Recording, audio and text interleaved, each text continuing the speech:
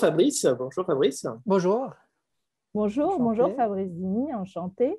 Merci de participer à cette capsule vers le réel qui aura lieu le 22 avril à 20 heures en compagnie de Supraconscience. Donc le thème, ce sera l'éducation intégrale. Est-ce que, en quelques mots, tu peux te présenter, nous dire ce qu'est l'éducation intégrale et quels en sont les avantages? D'accord, ouais, merci.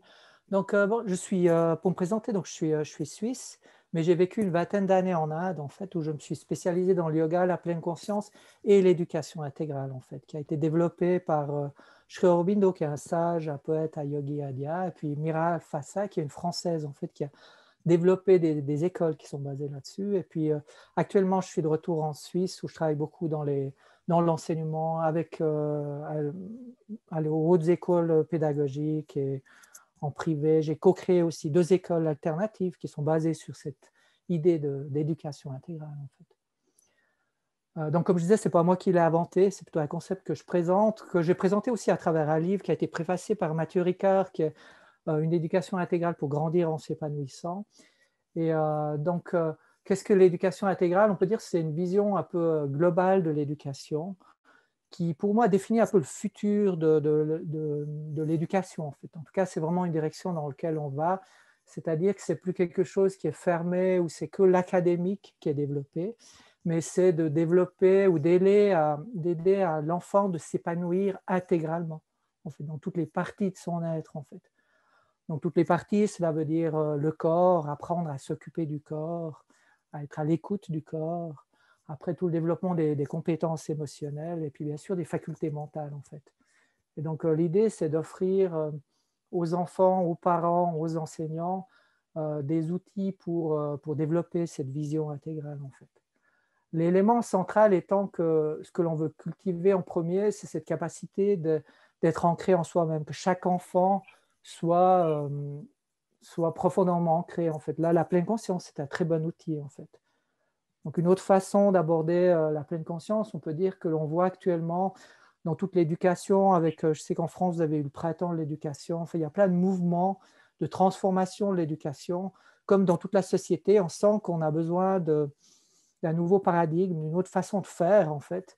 Et pour moi, l'éducation intégrale répond vraiment à cela parce qu'elle peut intégrer tout ce qui se fait dans la psychologie positive, dans la pleine conscience, les forces de caractère de Martin Seligman, le développement des compétences émotionnelles ou la pédagogie par la nature. En fait, toutes ces choses, on peut les mettre ensemble, en fait. Et c'est là où l'éducation intégrale, pour moi, est une force, c'est que ce n'est pas un patchwork, il y a vraiment quelque chose qui est stable, qui est ancré, qui est posé avec des fondations solides qui sont basées sur le passé, mais qui s'élancent aussi vers le futur, en fait.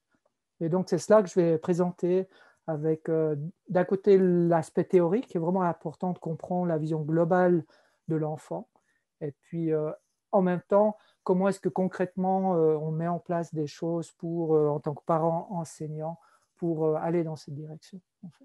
Donc, c'est cela que je me réjouis de partager en direct avec vous tout bientôt.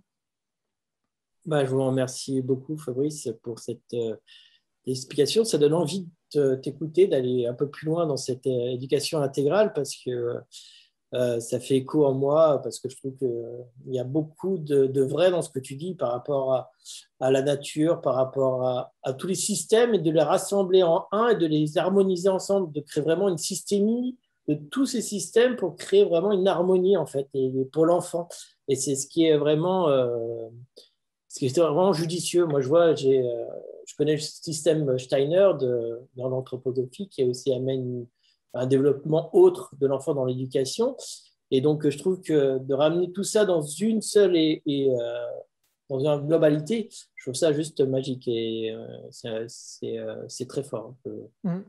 Merci pour cette capsule qui va être super, je pense. Ouais, moi aussi, je me réjouis de partager avec vous. Ouais. Ah oui, nous aussi. Et puis, donc, rendez-vous le jeudi 22 avril à 20 heures. Merci. Au revoir. Merci, au revoir.